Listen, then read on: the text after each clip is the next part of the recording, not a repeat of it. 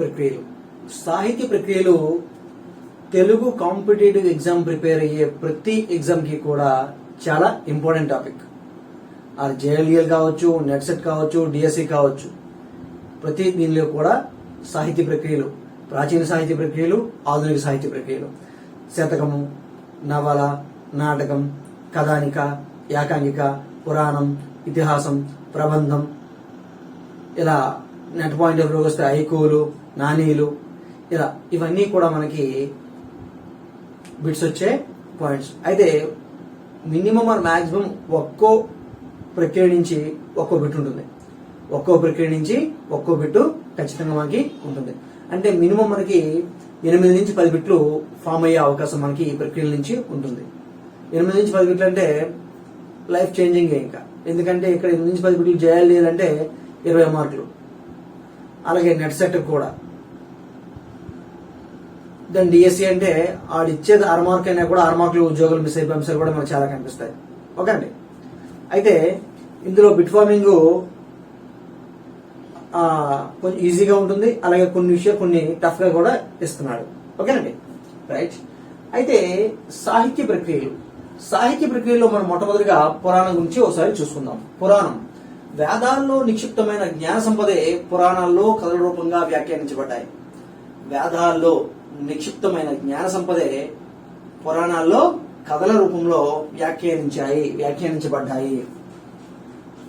యాక్చువల్గా వేదాలు ప్రభు సమ్మతాలు, శబ్ద ప్రధానాలు అని మనం సాహిత్యం చదువుకునేటప్పుడు చెప్పుకున్నాం. మరి పురాణాలు మిత్ర సమ్మతాలు, అర్ధ ప్రధానాలు అని చెప్పుకున్నాం. వేదం శాసిస్తుంది, పురాణం మిత్రునులే చెబుతుంది అని చెప్పి కూడా మనం సాహిత్యం చెప్పుకునేటప్పుడు చెప్పుకున్నాం.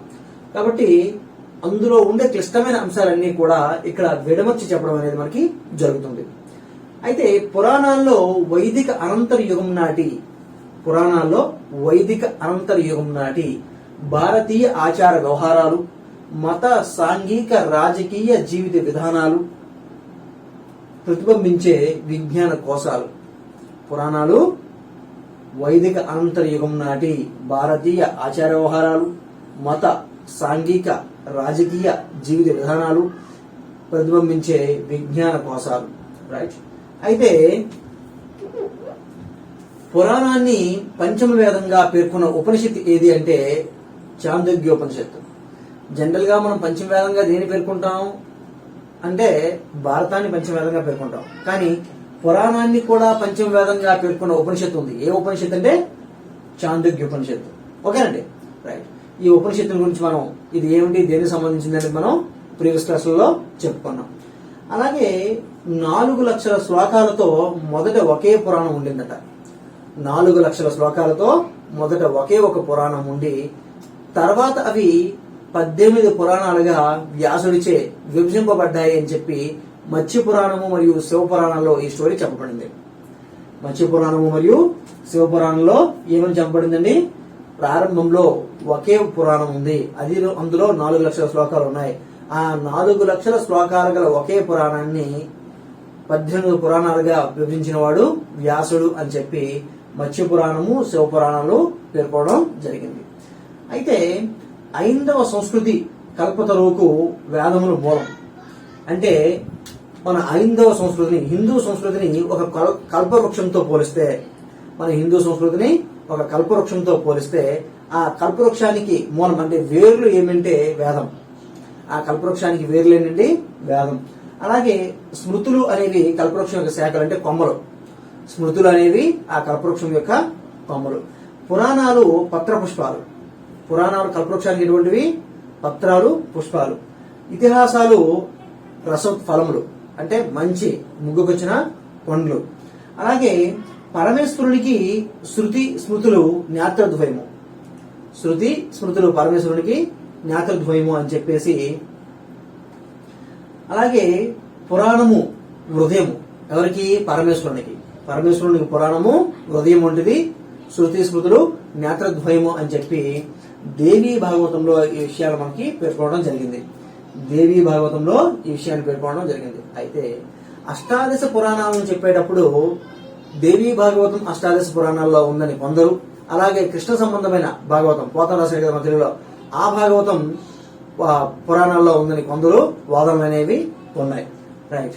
అయితే వేద హృదయాన్ని విప్పి చెప్పేవి పురాణాలు. వేద హృదయాన్ని విప్పి చెప్పేవి పురాణాలు. ఓకే అండి.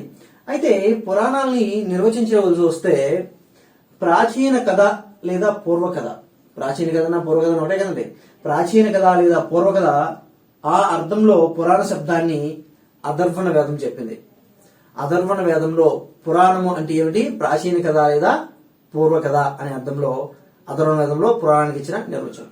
అలాగే ప్రాచీన గాథలను వర్ణించు గ్రంథం పురాణం అని చెప్పి శతపథ బ్రాహ్మణం అలాగే ఉపనిషత్తులు చెప్తున్నాయి. ఉపనిషత్తులు మరియు శతపథ బ్రాహ్మణం ఏం చెప్తుంది? ప్రాచీన గాథలను వర్ణించే గ్రంథాలే పురాణం అని చెప్పి చెప్పింది. అలాగే పురాభవమితి పురాణం, పురాభవమితి పురాణం ప్రాచీన కాలంలో పుట్టినవి, ప్రాచీన కాలంలో పుట్టినవి పురాణాలు అని చెప్పి శబ్దకల్ప ధ్రువం చెప్పింది. శబ్ద కల్ప ధ్రువం ఏం చెప్పింది? పురాభవమితి పురాణం అంటే ప్రాచీన కాలంలో పుట్టినవి పురాణాలు అని చెప్పేసి. అలాగే పురాణీయతే ఇది పురాణం అని చెప్పి వాచస్పత్యంలో చెప్పింది. ఇది కూడా పురాణ కాలంలో జీవించి ఉన్నవే పురాణాలు అని చెప్పేసి పురాణీయతే ఇది పురాణం అని చెప్పి వాచస్పత్యం పేర్కొంది పురాణం యొక్క నిర్వచనాన్ని. అలాగే పురా పూర్వాస్మిన్ భూతమితి పురాణం, పురా పూర్వాస్మిన్ భూతమితి పురాణం అనగా ప్రాచీన విషయాలు తన యందు కలిగినది, ప్రాచీనమైన విషయాలు తన యందు కలిగినదే పురాణం అని చెప్పి పురాణాన్ని ఆ విధంగా నిర్వచించినది అమర కోసం, అమరసింహుడి యొక్క అమర కోసం ఆ విధంగా నిర్వచించింది. అలాగే పురాణవం భవతి పురాణం, పురాణవం భవతి పురాణం అని చెప్పి యాస్కుని నిరుక్తం చెప్పింది. యాస్కుని యొక్క నిరుక్తంలో పురాణానికి ఇచ్చిన నిర్వచనం ఏమిటి? పురాణవం భవతి పురాణం. అలాగే పురా ప్లస్ అనక్తి, పురాతన వస్తు కల్పకము పురాణం అని చెప్పి బ్రహ్మాండ పురాణం చెప్పింది. పురా ప్లస్ అనక్తి అంటే పురాతన వస్తు కల్పకం పురాణం అని చెప్పి బ్రహ్మాండ పురాణము పేర్కొన్నది. అలాగే పురాపి నవం పురాణం, పురాపి నవం పురాణము అనగా పురాతనాలైనప్పటికీ కూడా నవ్యతను కలిగేది, పురాతనాలైనప్పటికీ కూడా నవ్యతను కలిగేది పురాణం అని చెప్పి బ్రహ్మాండ భవిష్య పురాణం చెప్పింది. పురాతనాలైనప్పటికీ కూడా నవ్యతను కలిగినది అని చెప్పి భవిష్య పురాణం చెప్పింది, పురాపి నవం పురాణం అని చెప్పి. ఓకేనా? అయితే పింగళ లక్ష్మీకాంతం పురాణాలకి ఓ నిర్వచనాన్ని ఇచ్చాడు. ఏమిటి? అలౌకికములు అద్భుతములు అయిన భగవల్ లీల అంటే భగవంతుని యొక్క లీలా కథనంతో ఉన్నది పురాణం అని చెప్పి పింగళ లక్ష్మీకాంతం అన్నాడు. అలౌకికములు అద్భుతములు అయిన భగవల్ లీలా కథ అంటే భగవంతుని యొక్క లీలా కథనంతో ఉన్నది పురాణం అని చెప్పి పింగళ లక్ష్మీకాంతం నిర్వచించాడు పురాణాన్ని. అలాగే పురాణ కథలన్నీ దాదాపు ప్రతీకాత్మకాలే, పురాణ కథలన్నీ దాదాపు ప్రతీకాత్మకాలే. అవి రమ్యంగా అద్భుతంగా ప్రాచీన మానవుని సుఖదుఖాలను ఉత్థాన పతనాలను పేర్కొన్నవి అని చెప్పేసి ఇరివెంటి కృష్ణమూర్తి అన్నాడు. పురాణాలన్నీ దాదాపు ప్రతీకాత్మకాలే, అవి రమ్యంగా అద్భుతంగా ప్రాచీన మానవుని సుఖదుఖాలను ఉత్థాన పతనాలను పేర్కొన్నవి అని చెప్పి ఇరివెంటి కృష్ణమూర్తి అన్నాడు. అలాగే సంస్కృత భాషలో వెలిసిన సాహిత్య ప్రక్రియలన్నింటిలో ప్రజలకు అత్యంత సన్నిహితమైనది పురాణం అని చెప్పి జీవి సుబ్రహ్మణ్యం పేర్కొన్నాడు. సంస్కృత భాషలో వెలిసిన సాహిత్య ప్రక్రియ అన్నింటిలో కూడా ప్రజలకు అత్యంత సన్నిహితమైనది పురాణం అని చెప్పి జీవి సుబ్రహ్మణ్యం అన్నాడు. అయితే ఎన్నో ప్రక్రియలకు కథా వస్తువును అందించినది పురాణం అని చెప్పి కూడా జీవి సుబ్రహ్మణ్యం అన్నాడు. అయితే పాశ్చాత్యులు పురాణ వాంగ్మయాన్ని ఏమని పిలుస్తున్నారంటే మైథాలజీ అంటారు. పాశ్చాత్యులు పురాణ వాంగ్మయాన్ని ఏమంటారండి? మైథాలజీ అన్నారు. ఓకే అండి. పురాణాలు హర్షప్రోక్తాలు, పురాణాలు హర్షప్రోక్తాలు. దెన్ అలాగే బౌద్ధ మతంలోని జాతక కథలు హిందూ సంప్రదాయంలోని పురాణాలు వంటివి, హిందూ సంప్రదాయంలోని పురాణాలు ఎటువంటివో ఆ బౌద్ధ మతంలోని జాతక కథలు కూడా అటువంటివే. అయితే అలాగే జైన పురాణాల సంఖ్య ఎంత అంటే 24, 24. జైన పురాణాల సంఖ్య ఎంత అంటే 24 పురాణాలు ఉన్నాయి. నేమి పురాణం, పద్మ పురాణం, ఇలా మనకి దాని గురించి అవసరం లేదు, సంఖ్య సరిపోతే సరిపోతుందా? మానవ జీవిత సర్వాంశాలు సృజించు పురాతన అంశం పురాణం. మానవ జీవిత సర్వాంశములను సృజించు పురాతన అంశం పురాణం. అయితే పురాణం చతుర్దశ విద్యలలో ప్రాముఖ్యత కలిగినది అని చెప్పి యజ్ఞవల్క స్మృతికారుడు చెప్పాడు. పురాణం చతుర్దశ విద్యలలో ప్రాముఖ్యత కలిగినది అని చెప్పి. చతుర్దశ అంటే 14 విద్యలు. ఏమిటా 14 విద్యలు అంటే 4 వేదాలు,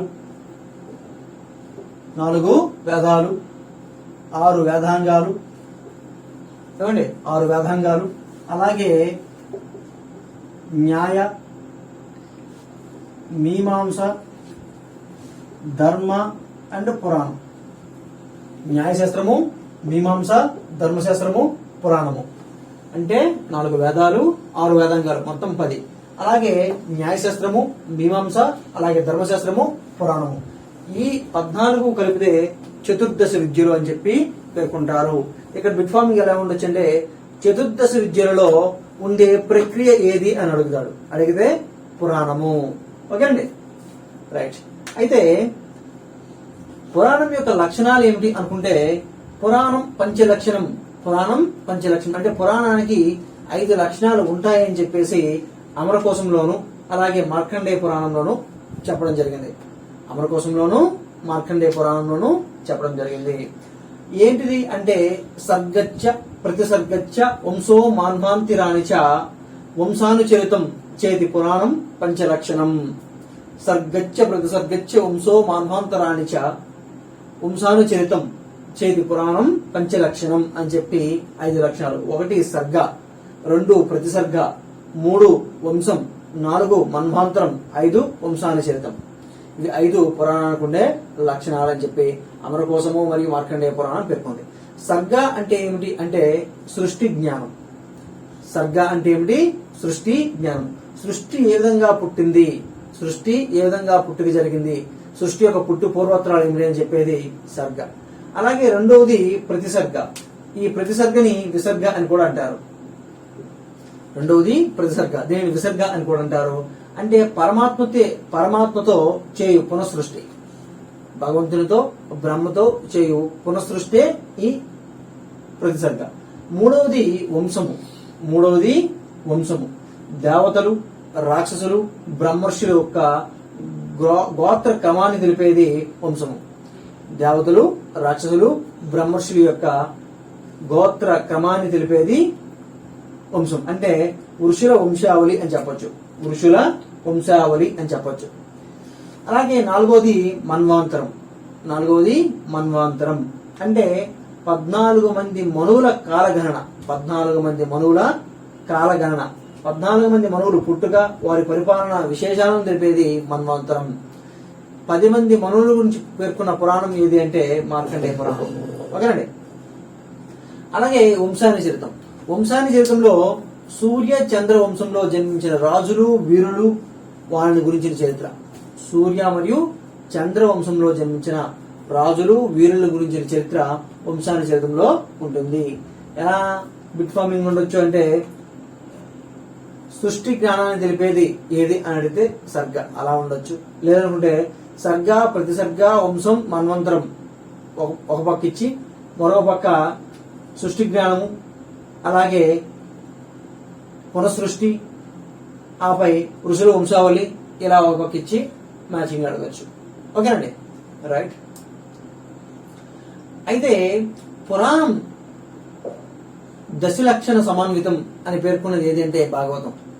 జనరల్ గా పురాణం పంచలక్షణం అని చెప్పి అవి పేర్కొంటే పురాణం దశలక్షణ సమన్వితం, పురాణంలో 10 లక్షణాలు కలవు అని చెప్పేసి ఆ పైన 5 లక్షణాలతో పాటు వృత్తి, రక్ష, హేతువు, అపాశ్రయం, సంస్థ అనేవి మరొక 5 లక్షణాలు చెప్పింది భాగవతం. వృత్తి, రక్ష, సంస్థ, హేతువు, అపాశ్రయం అనే మరో 5 లక్షణాలు, అంటే పైన పేర్కొన్న 5 లక్షణాలతో పాటు ఈ 5 లక్షణాలు కూడా పురాణాల్లో ఉంటాయి అని చెప్పి పేర్కొన్నది ఏది అంటే భాగవతం. ఓకేనండి.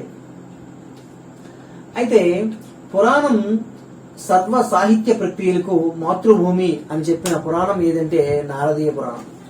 పురాణము సర్వ సాహిత్య ప్రక్రియలకు మాతృభూమి అని పేర్కొన్న పురాణం ఏదంటే నారదీయ పురాణము.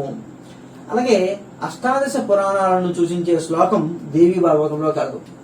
అష్టాదశ పురాణాలను సూచించే శ్లోకం మనకి దేవి భాగవతంలో కనిపిస్తుంది.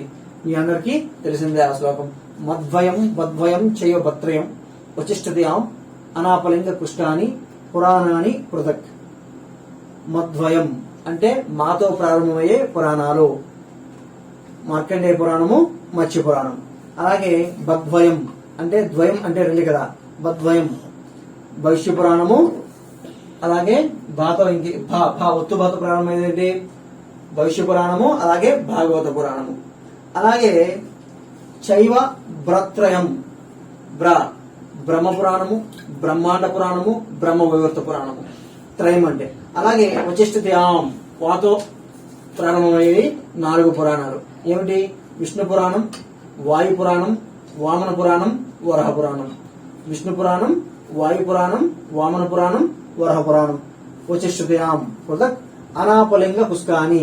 ఆ అంటే అగ్ని పురాణం, నా అంటే నారద పురాణం, లి అంటే లింగ పురాణం, గా అంటే గరుడ పురాణం, కు అంటే కూర్మ పురాణం, స్కా అంటే స్కంద పురాణం. ఇలా 18 పురాణాలని చెప్పడం జరిగింది. అయితే విష్ణు పురాణం పేర్కొన్న పురాణాల వరుస క్రమం, విష్ణు పురాణం పురాణాల యొక్క వరుస క్రమాన్ని పేర్కొంది. ఏ పురాణం తర్వాత ఏ పురాణం అని. ఇలా మనకి పురాణాల వరుస క్రమం కూడా అడుగుతాడు. రైట్. విష్ణు పురాణం పేర్కొన్న పురాణాల వరుస క్రమం: మొదట బ్రహ్మ పురాణం, 2 పద్మ పురాణం, 3 విష్ణు పురాణం, 4 వాయు పురాణం, 5 భాగవత పురాణం, 6 నారదీయ పురాణం, 7 మార్కండేయ పురాణం, 8 అగ్ని పురాణం, 9 భవిష్య పురాణం, 10 బ్రహ్మవైవర్త పురాణం. ఓకేనండి. 11 వరహ పురాణం, 12 లింగ పురాణం, 13 స్కాంద పురాణం, 14 వామన పురాణం, 15 కూర్మ పురాణం, 16 మత్స్య పురాణం, 17 గరుడ పురాణం, 18 బ్రహ్మాండ పురాణం. ఇలా 10 పురాణాల వరుస క్రమాన్ని విష్ణు పురాణం పేర్కొంది. బ్రహ్మ పద్మ విష్ణు వాయు పురాణానికి మరో పేరు శివపురాణం. ఓకేనండి. వాయు, భాగవత, నారదీయ, మార్కండేయ, అగ్ని, భవిష్య, బ్రహ్మవేత్త, వరహ, లింగ, స్కంద, వామన, కూర్మ, మత్స్య, గరుడ, బ్రహ్మాండ పురాణాలని 18 పురాణాల వరుస క్రమం. అయితే ఈ 18 పురాణాల్లో 5 పురాణాలు తెలుగులోకి అనువాదం చేయకుండా ఉన్నాయి. ఏమిటి అంటే 1 వాయు పురాణము లేదా శివపురాణము, 2 అగ్ని పురాణము, 3 భవిష్య పురాణము, 4 బ్రహ్మవేత్త పురాణము, 5 స్కాంద పురాణము. ఈ బ్లాకింగ్ తో టిక్ చేసిన 5 పురాణాలు కూడా తెలుగులోకి అనువాదం చేయలేదు. మిగిలిన పురాణాలన్నీ కూడా అనువాదం చేయడం జరిగింది. తెలుగులోకి అనువాదం చేయబడ్డ మొదటి సంస్కృత పురాణం ఏది అని అడిగితే ఏం చెప్తాం మనం? మార్కండేయ పురాణం. మార్కండేయ పురాణంని తెలుగులోకి అనువాదం చేసింది ఎవరు? మారణ. మరి పంచ లక్షణాలు లేకుండా మొదటి దేశీయ పురాణం ఏదంటే ఏం చెప్తాం మనం? బసవ పురాణం. మీ అందరికీ తెలిసిందే. తెలుగులోకి అష్టాదశ పురాణాలలో తెలుగులోకి అనువాదం కాని పురాణాలు ఏమి అంటే వాయు పురాణం, 2 అగ్ని, 3 భవిష్యత్తు, 4 బ్రహ్మవైవర్త, 5 స్కాంద పురాణం. ఏంటి ఇది?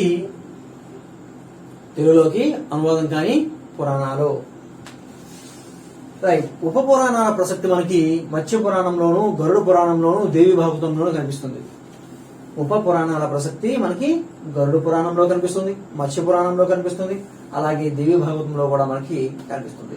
దెన్ ఉప పురాణాల్లో ఎక్కువగా క్షేత్ర మహత్యాలు, దేవతా మహత్యాలు, వ్రత పూజా విధానాలు, అలాగే దేవతా స్తోత్రాలు కలవు. ఉప పురాణాల్లో మనకి ఎక్కువగా ఉండే అంశాలు ఏమిటి? క్షేత్ర మహత్యాలు, దేవతల మహత్యాలు, వ్రత పూజా విధానాలు, దేవతల స్తోత్రాలు కలవు. అయితే విష్ణు పురాణంలో మౌర్య వంశ ప్రసక్తి కలదు. విష్ణు పురాణంలో మౌర్య వంశ క్రమాన్ని, వాళ్ళు ఏ కాలం నుంచి ఏ కాలం వరకు పరిపాలించారని కాదు, క్రీస్తు పూర్వం 374 నుంచి క్రీస్తు పూర్వం 190 వరకు మౌర్యులు పరిపాలించారు అని చెప్పేసి వారి యొక్క ప్రస్తావనను విష్ణు పురాణం పేర్కొంది. అలాగే మత్స్య పురాణంలో ఆంధ్ర వంశం యొక్క ప్రస్తావన కాదు. మత్స్య పురాణంలో ఆంధ్ర వంశం యొక్క ప్రస్తావన కాదు. క్రీస్తు పూర్వం 212 నుంచి క్రీస్తు శకం 338 వరకు, క్రీస్తు శకం 338 వరకు పరిపాలన సాగించారు ఆంధ్ర వంశం అని చెప్పేసి మత్స్య పురాణం పేర్కొంది. అలాగే వాయు పురాణంలో గుప్త వంశ ప్రస్తావన కాదు. వాయు పురాణం గుప్తవంశ ప్రస్తావన కలదు. క్రీస్తు శకం 275 నుంచి 510. క్రీస్తు శకం 275 నుంచి 510 ఇది previous sub inspector bit. Sub inspector కి ఈ బిట్ ఇచ్చాడు. ఓకేనండి, మత్స్య పురాణంలో ఏ వంశాన్ని గురించి ప్రస్తావించబడిందని. రైట్. అలాగే అగ్ని పురాణం ప్రాచీనమైనదని పండితుల మాట. అగ్ని పురాణం ప్రాచీనమైనది అని చెప్పి పండితుల యొక్క మాట. ఓకేనండి. అలాగే అధర్వణ వేదంలో ముందు వేదాలు పుట్టాయి, వేదాల తర్వాత పురాణాలు పుట్టాయి అని చెప్పి అధర్వణ వేదం పేర్కొంది. వేదాలు ముందు పుట్టాయి, వేదాల తర్వాత పురాణాలు పుట్టాయని చెప్పి అధర్వణ వేదం పేర్కొంది. అలాగే వ్యాసుడు పురాణాన్ని నిర్మించి, ఇది విష్ణు పురాణంలో ఉండే స్టోరీ. విష్ణు పురాణం స్టోరీ ఏం చెప్తుందంటే, వ్యాసుడు పురాణాన్ని నిర్మించి తన శిష్యుడైన సోత లోమహర్షుడికి చెప్పాడంట. తన శిష్యుడైన సోత లోమహర్షుడికి చెప్పాడంట. అప్పుడు లోమహర్షుడు తన ముగ్గురు శిష్యులకి చెప్పాడంట. ఎవరా శిష్యులు అంటే అకృత పురాణ, అలాగే సావర్ణి, అలాగే శంసపాయనుడు ఏంటి శంసపాయనుడు. ఈ ముగ్గురికి కూడా అకృతపురాణ, సావర్ణి, శంసపాయనుడు ఈ ముగ్గురికి కూడా సూత రామహర్షణుడు పురాణాలను చెప్పాడంట. ఈ పురాణ పరంపరలో విష్ణు పురాణం దాని ప్రకారం మొదటి పురాణం ఏదంటే బ్రహ్మ పురాణం. విష్ణు పురాణంలో ఉండే స్టోరీ ప్రకారం మొదటి పురాణం ఏంటంటే బ్రహ్మ పురాణం. జనరల్ గా పండితులు, విమర్శకులు అందరూ చెప్పే మొదటి పురాణం ఏంటంటే అగ్ని పురాణం, ప్రాచీనమైనదని. ఓకే అండి. 18 పురాణాలను 3 రకాలుగా విభజించవచ్చు. 18 పురాణాలను బ్రహ్మ, శివు, విష్ణు వీరి యొక్క ఆధిక్యతను బట్టి, అలాగే ఆ పురాణాల యొక్క స్వభావాన్ని బట్టి 3 రకాలుగా విభజించవచ్చును. అయితే విష్ణువును ఆధిక్యతను చెప్పే పురాణాలను సాత్విక పురాణాలు అంటారు. విష్ణువు ఆధిక్యతను చెప్పే పురాణాలను సాత్విక పురాణాలు అంటారు. ఇది 2017 డిఎల్ బిట్టు. ఏమడిగాడంటే, సాత్విక పురాణాలు విష్ణువు ఆధిక్యతను చెప్పే పురాణాలు ఏవి అని అడిగాడు. సాత్విక పురాణాల, రజో పురాణాల, తమో పురాణాల ఇలా అడిగాడు. అంటే విష్ణువు ఆధిక్యతను చెప్పే పురాణాలు సాత్విక పురాణాలు. ఏమిటివి అంటే, 1 భాగవత పురాణం, 2 గరుడ పురాణం, 3 విష్ణు పురాణం, 4 నారద పురాణం, 5 వరాహ పురాణము, 6 పద్మ పురాణము. భాగవత పురాణము, గరుడ పురాణము, విష్ణు పురాణము, నారద పురాణము, వరాహ పురాణము, పద్మ పురాణము. ఈ 6 పురాణాలు కూడా విష్ణువు ఆధిక్యతను చెప్పే సాత్విక పురాణాలు. ఓకేనండి. ఈ క్రింది వాటిలో విష్ణువు ఆధిక్యతను చెప్పే పురాణం కానిదేది అని అడగచ్చు. నారద, వరాహ, పద్మ ఇచ్చి వాయు పురాణం ఇవ్వచ్చు. కానిదేది అంటే వాయు పురాణం. ఓకేనా. అలాగే ఈ క్రింది వాటిలో సాత్విక పురాణం కానిదేది అంటాడు. నారద, వరాహ, పద్మ ఇచ్చి లింగ పురాణం ఇస్తాడు. కానిదేది లింగ పురాణం. లేదా ఈ క్రింది జోడీలో సాత్విక పురాణం ఏది అంటాడు. 2 ఇచ్చి అడుగుతాడు. లేదా ఈ క్రింది వాటిలో సాత్విక పురాణం ఏదని చెప్పేసి నారద, వరాహ, పద్మ, నారద, వరాహ, వాయులింగ ఇస్తాడు. నారద, వరాహ, వాయులింగ ఏబి, సిడి, బిసి ఇలా అడగచ్చు. అంటే ఎలా అయినా బిట్ అడగడానికి అవకాశం ఉంటుంది. ఓకేనండి. రైట్. అయితే విష్ణు పురాణాలని సాత్విక పురాణాలుగా మనం ఈజీగా గుర్తుపెట్టుకోవడం ఎలా అంటే, విష్ణు సాత్వికాన్ని బాగా విను పంది పద్మ. విష్ణు సాత్వికాన్ని బాగా విను పంది పద్మ అంటే అంటే ఇవన్నీ కూడా విష్ణు పర్వాలని, అలాగే సాత్విక పర్వాలని చెప్తూ, బా అంటే భాగవతం, గా అంటే గరుడ, వి అంటే విష్ణు, ను అంటే నారద పురాణం. బాగా విన అంటే బాగుంది కదా, అందుకే వినాను విష్ణు పురాణం. పంది అంటే వరాహము, పద్మ అంటే పద్మ పురాణం. బాగా విష్ణు సాత్వికాన్ని బాగా విను పంది పద్మ అంటే విష్ణువు ఆధిక్యతను తెలిపే సాత్విక పురాణాలు ఇవన్నీ మనకి తెలిసిపోతుంది కోడ్. అలాగే శివుని ఆధిక్యతను చెప్పే పురాణాలు ఏవి అంటే తామస పురాణాలు. శివుని ఆధిక్యతను చెప్పే పురాణాలు తామస పురాణం. అంటే సాత్విక గుణం, తమో గుణం, రజో గుణం అంటాం కదా, అదనమాట. శివుని ఆధిక్యతను చెప్పే పురాణాలు తామస పురాణాలు. ఏమిటా తామస పురాణాలు అంటే వాయు పురాణము లేదా శివ పురాణం. వాయు పురాణాన్ని శివ పురాణం అంటారు కదా. వాయు పురాణము, లింగ పురాణము, మత్స్య పురాణము, కూర్మ పురాణము, అగ్ని పురాణము, స్కాంద పురాణము. వాయు, లింగ, మత్స్య, కూర్మ, అగ్ని, స్కంద ఈ 6 పురాణాలు కూడా శివుని యొక్క ఆధిక్యతను తెలిపే తామస పురాణాలు. దీన్ని కోడ్లో ఒకసారి చూద్దాం. వాలి మాకు శివ తామసాగ్నిని ప్రసాదించు. వాలి మాకు శివ తామసాగ్నిని ప్రసాదించు. చూడండి, వా అంటే వాయు, లి అంటే లింగ, మా అంటే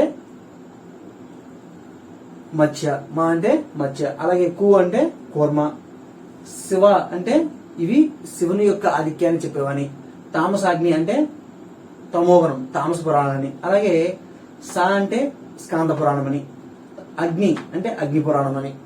చూసారా, శివ తామసాగ్నిలో 4 అంశాలు ఉన్నాయి. ఒకటి ఇవి శివుని యొక్క ఆధిక్యతను తెలిపే తామస పురాణం చెబుతూ, సా అంటే స్కాంద పురాణము, అగ్ని అంటే అగ్ని పురాణం. ప్రసాదించు, వారి మాకు శివ తామసాగ్నిని ప్రసాదించు అంటే శివుని యొక్క ఆధిక్యతను చెప్పే తామస పురాణాన్ని మనం ఈ కోడ్లో చెప్పుకున్నాం. అలాగే బ్రహ్మ ఆధిక్యతను చెప్పే పురాణాలు ఏమి అంటే రజో పురాణాలు. బ్రహ్మ యొక్క ఆధిక్యతను చెప్పే పురాణాలు ఏమి అంటే రజో పురాణాలు. ఏమి ఆ రజో పురాణాలు అంటే వామన పురాణము, భవిష్య పురాణము, మార్కండేయ పురాణము, బ్రహ్మ పురాణము, బ్రహ్మాండ పురాణము, బ్రహ్మవైవర్త పురాణం. ఓకేనండి, రజో పురాణాలు ఏవి ఎవరి ఆధిక్యతను చెబుతాయి? బ్రహ్మ ఆధిక్యతను. ఏమి ఆ పురాణాలంటే వామన పురాణం, భవిష్య పురాణం, మార్కండేయ పురాణం, బ్రహ్మ పురాణం, బ్రహ్మాండ పురాణం, బ్రహ్మవైవర్త పురాణం. ఓకేనా? దీన్ని మనం కోడ్లో చెప్పుకుంటే వామనుడి భవిష్యత్తు మారకుండా, వామనుడి భవిష్యత్ మారకుండా బ్రహ్మ రజో భ్రత్రయాన్ని చెప్పాడు. రజో భ్రత్రయం చెప్పాడు అంటే ఏమిటి? వామనుడి అంటే వామన పురాణం, భవిష్యత్ అంటే భవిష్య పురాణం, మార అంటే మార్కండేయ పురాణం, బ్రహ్మ రజో గుణాలను తెలిపే పురాణాన్ని. అలాగే భ్రాత్రయం అంటే బ్రహ్మాండ, బ్రహ్మవివర్త, బ్రహ్మ పురాణాలు. అయిపోయిందా? వామనుడి భవిష్యత్తు మారకుండా బ్రహ్మ రజోభత్రయం చెప్పాడు. రైట్. అయితే హరప్రసాద శాస్త్రి అనే పరిశోధకుడు పురాణాలలో ఉండే విషయాన్ని బట్టి 6 రకాలుగా వర్గీకరించాడు పురాణాన్ని. పురాణాలలో ఉండే విషయాన్ని బట్టి అష్టాదశ పురాణాలను హరప్రసాద శాస్త్రి 6 రకాలుగా వర్గీకరణ చేశాడు. అయితే ముందు మీకు కోడ్ చెప్తాను. ముందు మీకు కోడ్ చెప్పి అప్పుడు విషయంకి వెళ్తే మీకు కోడ్ అర్థమైపోతుంది, చెప్తాను. ఓకేనా? రైట్. ఇక్కడ బ్లూ ఇంక్ తో రాసినవన్నీ కూడా పురాణాలు, రెడ్డింగ్ తో రాసినవన్నీ కూడా ఆ పురాణాల్లో ఏ విషయం ఉంటుందో ఆ విషయం. బ్లూ ఇంక్ తో రాసినవి పురాణాలు, క్లియర్. రెడ్డింగ్ తో రాసినవి ఆ బ్లూ ఇంక్ తో రాసిన పురాణంలో ఏ అంశం ఉంటుందో అది రెడ్డింగ్ తో రాశాను. అలాగే బ్లాక్ ఇంక్ తో రాసినవి దాని కంటిన్యూషన్ కోసం, అంటే మామూలు మాటలవి, దాని కంటిన్యూషన్ కోసం రాసిన మాటలు. ఓకేనా? రైట్. ఎక్కడికక్కడ నెంబర్స్ వేసాను. 1 దగ్గర 1, 2 దగ్గర 2, 3 దగ్గర 3 నెంబర్స్ వేసాను. ఓకేనా? రైట్. భాగవతం భవిష్యత్తు పూర్వోత్తర భాగములందు ప్రక్షిప్తములు చేరి, భాగవతం భవిష్యత్తు పూర్వోత్తర భాగములందు ప్రక్షిప్తములు చేరి అగమ్య గోచరం అయ్యిందని. కోడ్ చెప్పేదానికంటే ముందు ఒకసారి విషయం చెప్పుకొని మీకు కోడ్ చెప్తాను, ఎందుకంటే విషయం చెప్తే మీకు ముందు అర్థం అవుతుంది కదా. రైట్. అయితే హరప్రసాద శాస్త్రి 6 రకాలుగా విభజించాడని చెప్పాను కదా. ఏమిటి ఆ 6 రకాలంటే, 1 పూర్వ ఉత్తర భాగములందు, పూర్వభాగము మరియు ఉత్తర భాగములందు ప్రక్షిప్తములు చేరి పెరిగిన పురాణాలు. ప్రక్షిప్తములు అంటే తెలుసు కదా, చెప్పాను కదా ఇంతకు ముందు చాలా క్లాసుల్లో. ప్రక్షిప్తాలు అంటే ఏంటో చెప్పాను. ప్రక్షిప్తములు చేరి పెరిగిన పురాణాలు. ఏమిటా పురాణం అంటే భాగవత పురాణము, భవిష్య పురాణము, బ్రహ్మ పురాణము, బ్రహ్మవైవర్త పురాణము. భాగవత పురాణంలో ప్రక్షిప్తాలు చేరాయి, బ్రహ్మ పురాణంలో ప్రక్షిప్తాలు చేరాయి, బ్రహ్మవైవర్త పురాణంలో ప్రక్షిప్తాలు చేరాయి, భవిష్య పురాణంలో ప్రక్షిప్తాలు చేరాయి. అలాగే రెండవది వైద్య, వ్యాకరణ, నాట్య, సంగీత, సాహిత్య, వేదాంత, గణిత, జ్యోతిష్య, రాజనీతి, సాంఘిక నీతి వంటి విజ్ఞాన విషయాలతో కూడుకున్న పురాణాలు ఏమి అంటే గరుడ, అగ్ని, నారద. గరుడ, అగ్ని, నారద. వైద్య, వ్యాకరణ, నాట్య, సంగీత, సాహిత్య, వేదాంత, గణిత, జ్యోతిష్య, రాజనీతి, సాంఘిక నీతి వంటి విజ్ఞాన విషయాల కలిగిన పురాణాలు ఏవి అంటే గరుడ పురాణము, అగ్ని పురాణము, నారద పురాణము. ఓకేనండి, రైట్. అలాగే తీర్థ, వ్రత, క్షేత్ర మహత్యాలను వర్ణించే పురాణాలు. తీర్థ, క్షేత్ర, వ్రత మహత్యాలను వర్ణించే పురాణాలు ఏమి అంటే పద్మపురాణము, స్కాంద పురాణము, భవిష్య పురాణము, బ్రహ్మాండ పురాణము. పద్మపురాణంలో తీర్థ, వ్రత, క్షేత్రాలు ఉన్నాయి. అలాగే స్కాందలో ఉన్నాయి, భవిష్యలో ఉన్నాయి, బ్రహ్మాండలో కూడా ఉన్నాయి. చూసారా, మనకి అక్కడ భవిష్య పురాణం ఉంది, ఇక్కడ భవిష్య పురాణం. అంటే భవిష్య పురాణంలో తీర్థవ్రత క్షేత్రాలు ఉన్నాయి, అలాగే పూర్వోత్తర భాగాల్లో ప్రక్షిప్తాలు ఉన్నాయి. ఓకేనా, రైట్. అలాగే నాలుగోది చారిత్రక అంశములు కలిగినవి. చరిత్ర సంబంధమైన అంశాలు చేరి ఉన్న పురాణాలు ఏమంటే బ్రహ్మాండ పురాణము, వాయు పురాణం. బ్రహ్మాండ పురాణము మరియు వాయు పురాణాల్లో చరిత్ర సంబంధమైన అంశాలు కలవు. ఇది 2017 డిఎల్ బిట్. ఏమడిగారంటే ఈ క్రింది పురాణాలలో చరిత్ర సంబంధమైన అంశాలు కలిగినది ఏది అని అడిగాడు. ఆప్షన్లో బ్రహ్మాండ పురాణం ఇచ్చాడు, అగ్ని పురాణము, గరుడ పురాణము, నారద పురాణం ఇచ్చాడు. చరిత్ర సంబంధమైన అంశాలు కలిగిన పురాణం ఏది? బ్రహ్మాండ పురాణం. ఓకేనండి. మరి నెట్ పాయింట్ ఆఫ్ ఇస్తే చరిత్ర సంబంధం కలిగిన పురాణాలు ఏమని చెప్పేసి బ్రహ్మాండ, వాయు ఒక ఆప్షన్, ఇలా గరుడ, అగ్ని మరొక, ఇలా ఇవ్వచ్చు. ఓకేనా, రైట్. ఐదవ అంశం మత ప్రాధాన్యం కలిగిన పురాణాలు. లింగ పురాణం, వామన పురాణం, మార్కండేయ పురాణం. మత ప్రాధాన్యం కలిగిన పురాణాలు లింగ పురాణం, వామన పురాణం, మార్కండేయ పురాణం. లింగ పురాణంలో ఆ లింగధారణ, శైవమత ప్రాధాన్యం ఇవన్నీ ఉంటాయి. మార్కండేయ పురాణంలో శాక్తేయుల గురించి ఉంటుంది, శాక్తేయుల గురించి. అలాగే వామన పురాణంలో కూడా శైవమత ప్రాధాన్యమే మనకి కనిపిస్తుంది. అయితే విష్ణావతార నామంలో ధరించిన పురాణాలు ఏంటి? విష్ణావతార నామాలను ధరించిన పురాణాలు ఏమిటంటే మత్స్య పురాణము, కూర్మ పురాణము, వరాహ పురాణము. మత్స్య పురాణము, కూర్మ పురాణము, వరాహ పురాణము. ఓకేనండి. విష్ణావతార నామాలని దర్శించే పురాణాలు ఏంటండి? మత్స్య, కూర్మ, వరాహ. ఇక్కడ వామన పురాణం. వామన పురాణంలో ఆ శైవమత ప్రాధాన్యం అని చెప్పాం కదా, కాదు, అది విష్ణుమత ప్రాధాన్యం సంబంధించిగా ఉంటుంది. ఓకేనండి, రైట్. ఇవి పురాణాలలో ఉండే విషయాలు. అయితే దీన్ని మనం కోడ్గా చెప్పుకుంటే చూడండి, భాగవతం భవిష్యత్తు పూర్వోత్తర భాగములందు ప్రక్షిప్తములు చేరి అగమ్య గోచరం అయ్యిందని బ్రహ్మ వివృత్తులతో మాట్లాడుతుండగా బ్రహ్మ వివృత్తులతో మాట్లాడుకుంటూ, అంటే ఇది ఒకటి అంశం ఏంటి? భాగవతము, భవిష్యత్తు పురాణము, అలాగే బ్రహ్మ పురాణము, బ్రహ్మవివృత్త పురాణం. ఈ పురాణాలన్నింటిలో ఉండే అంశాలు పూర్వోత్తర భాగాల్లో ప్రక్షిప్తాలు చేరి అని చెప్పడం ఒకటి. రెండోది, చరిత్రలో ఇంత బ్రహ్మాండమైన వాయుగుండం రావడం చూడలేదని. చరిత్రలో ఇంత బ్రహ్మాండమైన వాయుగుండం రావడం చూడలేదని. చరిత్రలో అంటే చరిత్ర సంబంధమైన అంశాలు కలిగినది. బ్రహ్మాండ అంటే బ్రహ్మాండ పురాణం, వాయు అంటే వాయు పురాణం. ఇవన్నీ వాయుగుండము రావడం చూడలేదంటే లింక్ కోసం రాసినవి. చరిత్రలో ఇంత బ్రహ్మాండమైన వాయుగుండం రావడం చూడలేదని. మూడోది, భవిష్యత్తులో బ్రహ్మాండమైన తీర్థ, వ్రత మహత్యాదులను స్కాందదేవుడికి చేద్దాం అని పద్మతో. ఎందుకు? తీవ్రమైన పెనుగాలితో కూడిన వాయుగుండం వచ్చింది. మరి వాయుగుండం వచ్చిందంటే దేవుడికి పూజ చేయకపోవడం వల్ల వచ్చిందంట. మన స్టోరీ టెలింగ్ ఎలా అంటే గుర్తుంటుందని, దేవుడికి పూజ చేయకపోవడం వల్లనే వచ్చిందట. అప్పుడు ఏం చేద్దాం అనుకున్నారు? భవిష్యత్తులో, ఇప్పుడు వస్తుంది కదా వర్షం, కాబట్టి భవిష్యత్తులో మనం ఏదైనా పూజ చేయాలని భవిష్యత్తులో చేయాలి, వర్తమానం అయిపోయింది కాబట్టి. భవిష్యత్తులో బ్రహ్మాండమైన అంటే గొప్పదైన బ్రహ్మాండమైన తీర్థ, వ్రత మహత్యాదులను స్కాందదేవుడికి, స్కాందుడిని ఎవరినంటారు? కుమారస్వామిని. స్కాందదేవుడికి చేద్దాం అని పద్మతో. ఓకేనండి, పద్మతో అంటే పద్మపురాణం. ఇక్కడ ఉండే విషయం ఏంటి అంటే తీర్థ, వ్రత మహత్యాలు కలిగింది. ఏ పురాణాల్లో? భవిష్య పురాణము, బ్రహ్మాండ పురాణము, అలాగే స్కాంద పురాణము, పద్మ పురాణం. సరిపోయిందా? అలాగే నాలుగో అంశం, లింగ జంగాల మత విషయాలను, అంటే లింగ జంగాల మత విషయాలను వామన మార్కండేయులు చెబుతూ అంటే ఏంటి? మత విషయాలకు సంబంధించిన పురాణాలు ఉన్నాయి. ఏ పురాణాలు? లింగ పురాణము, వామన పురాణము, మార్కండేయ పురాణం. లింగ పురాణము, వామన పురాణం, మార్కండేయ పురాణం చెబుతూ విజ్ఞానం అనగా విజ్ఞానం అంటే మన వైద్య వ్యాకరణం చెప్పుకున్నాం. విజ్ఞానం అంటే అగ్ని పురాణం, నా అంటే నారద పురాణం, గా అంటే గరుడ పురాణం. విజ్ఞానం అనగా అగ్ని, నారద, గరుడ పురాణం. రైట్. ఆ రోజండి మత్స్య కూర్ముడు విష్ణువతారం ఎత్తి వరాహ పురాణంలో వివరించాడు. మత్స్య కూర్ముడు విష్ణువతారం ఎత్తి వరాహ పురాణంలో వివరించాడు. అంటే మత్స్య పురాణము, కూర్మ పురాణము, వరాహ పురాణం ఈ మూడు కూడా విష్ణువతారాన్ని గురించి, ఆయన యొక్క నామ ప్రాశస్త్యాన్ని గురించి చెప్పే పురాణాలు. ఈజీగా గుర్తుండిపోతుందిగా మనకి.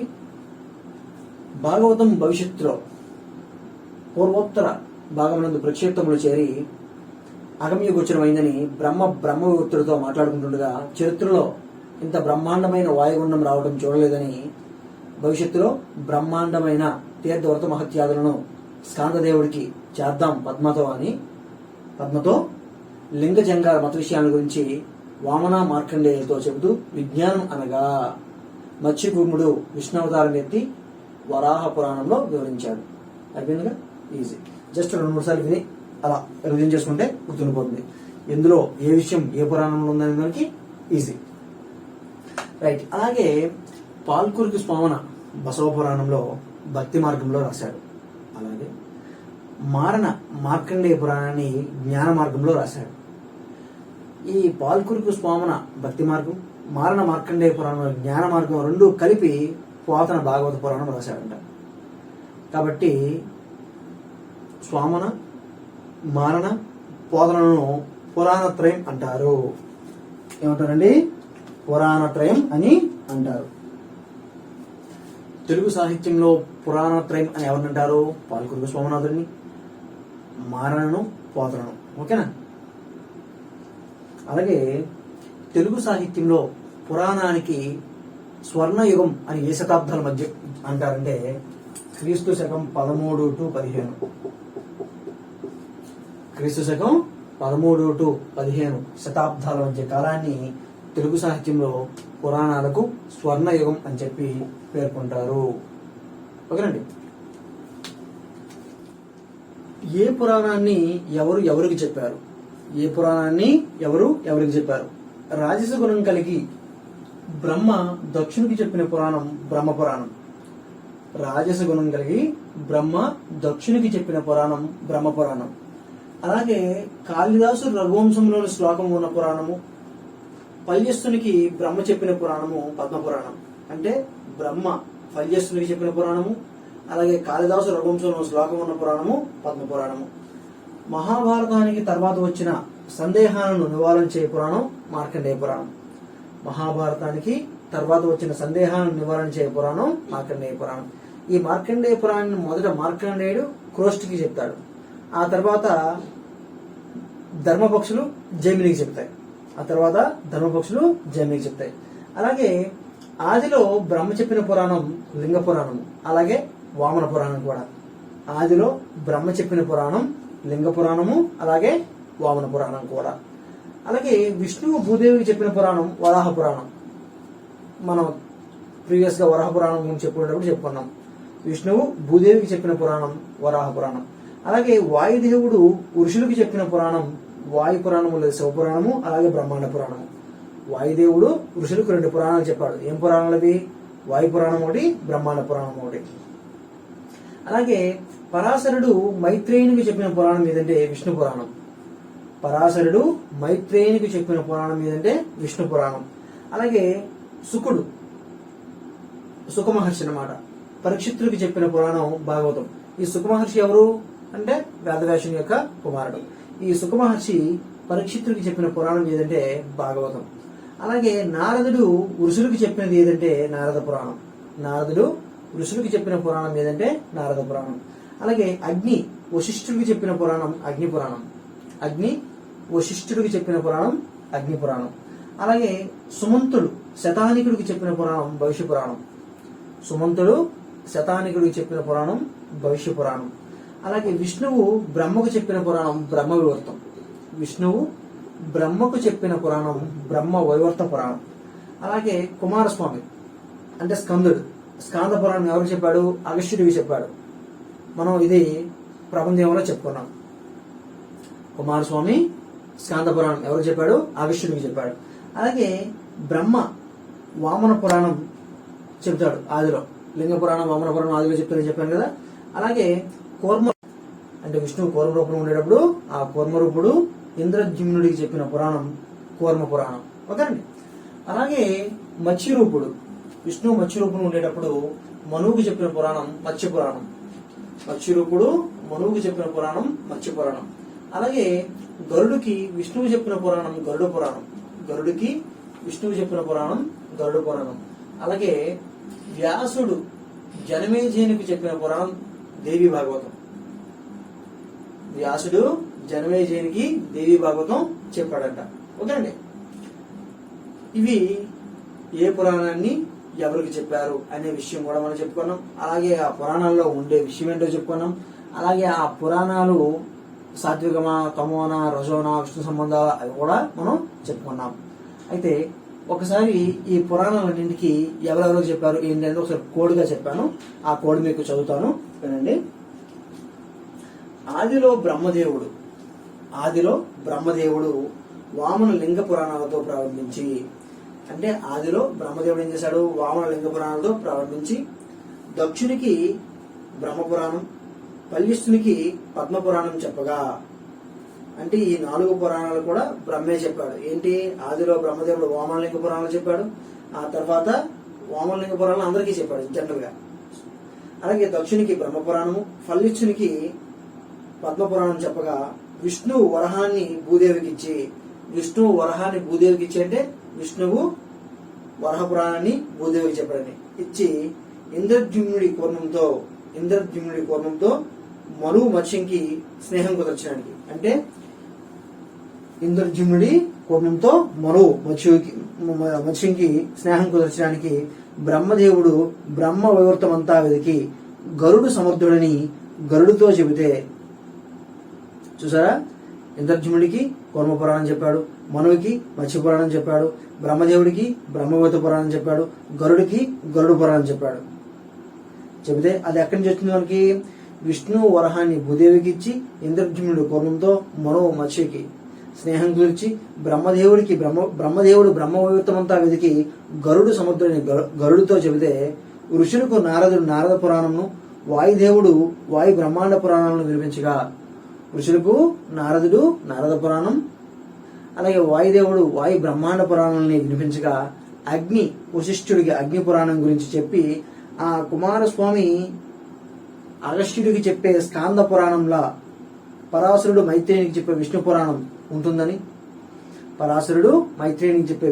ఉంటుందని శుకుడు భాగవతంలో పరీక్షిత్తుకి చెబుతూ శతానికుని భవిష్యత్తును గురించి సుమంతుడు చెప్పారు అని మార్కండేయుడు క్రోష్టుతో అన్నాడు. శతానికుడు భవిష్యత్తుని గురించి సుమంతుడు చెప్పారని మార్కండేయుడు క్రోష్టుతో అన్నారు. అంటే ఎవరు ఏ పురాణం ఎవరికి చెప్పారు అనేది మీకు కోడ్గా చెప్పాను. దీన్ని మీరే నోట్ చేసుకోండి. ఓకేనా? రైట్. అలాగే ప్రబంధ యుగంలో వెలువడ్డ పురాణాలు హరిభట్టు మత్స్య వరాహ పురాణాలు రాశాడు. అలాగే కామినేని మల్లారెడ్డి పద్మపురాణం రాశాడు. పెంగళ సూరణ గరుడ పురాణం రాశాడు. ఇది ప్రీవియస్ బిట్, పెంగళ సూరణ పురాణం ఏదని. అలాగే భద్రకవి లింగన దేవాంగ పురాణం రాశాడు.